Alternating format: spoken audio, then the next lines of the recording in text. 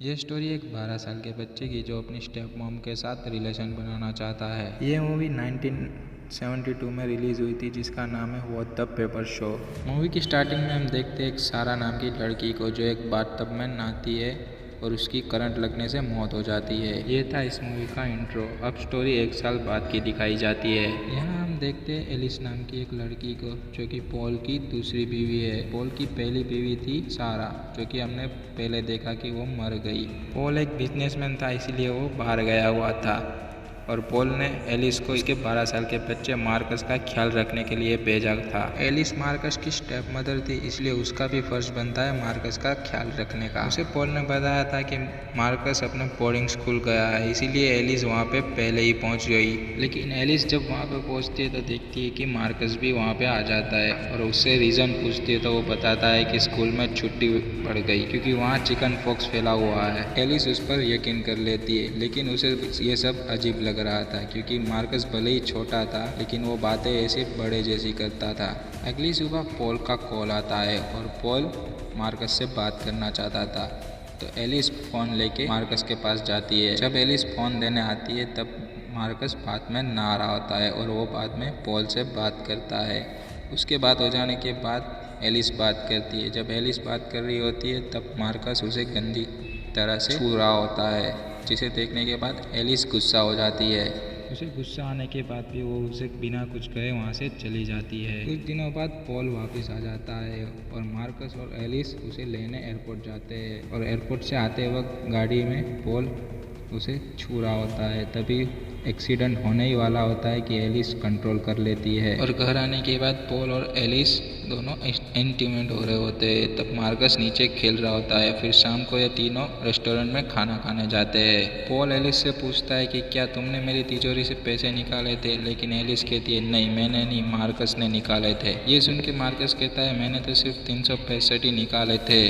तब एलिस कहती है कि तुम खुद मुझे बता रहे थे कि डेट के सारे पैसे मैंने निकाल लिए। मार्कस कहता है मैंने ऐसा कुछ कहा ही नहीं। कुल मिला के पैसे का सारा दोष एलिस पे आ जाता है।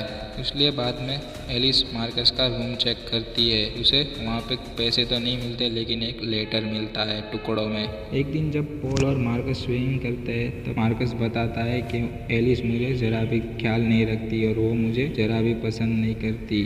तभी सारी बातें एलिस सुन रही थी और पॉल ने भी उसकी बातों पे ज़्यादा ध्यान नहीं दिया।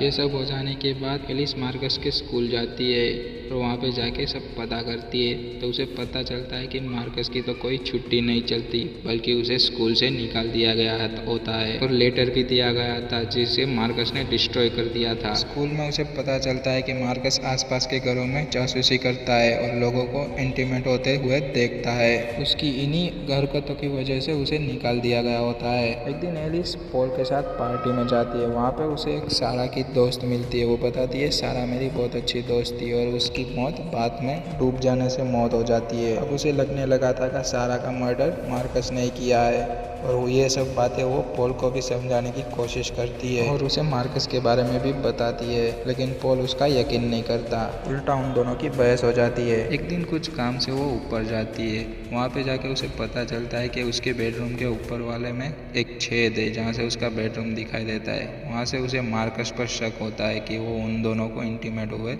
देखता होगा। फिर एलिस तुरंत मार्कस के पास जाती है। वो मार्कस से जाके कहती है कि तुम हम दोनों को ऐसे क्यों देखते हो। तब मार्कस कहता है कि वो मुझे देखना अच्छा लगता है और वो पूछती है तुम क्यों सारा को भी ऐसे ही देखते थे। तो वो बोलता है कि वो तुम्हारी जितनी हॉट नहीं थी इसलिए मुझे उसे नहीं देखता था। फिर एलिस मार्कस से पूछती है कि सारा की मौत कैसे हुई थी। तो मार्कस बताता है कि उसे दिल का दौरा आया था और उसकी मौत हुई थी। यहाँ पे एलिस को पता चलता है ये झूठ बोल रहा है और वो बताती है कि उसकी मौत तो करंट लगने से हुई थी और कहती है तुम झूठ बोल रहे हो, मुझे बता नहीं रहे हो। तो वो बोलता है मैं क्यों बताऊँ, इसमें मुझे क्या मिलेगा। तब एलिस उसे पैसे ऑफर करती है लेकिन मार्कस उसे मना कर देता है और कहता है कि मुझे एलिस चाहिए। तभी एलिस एक एक करके अपने कपड़े उतारने लगती है। मार्कस उसके सवालों के जवाब देने लगता है। वो बताता है कि सारा को एक हार्ट कंडीशन थी।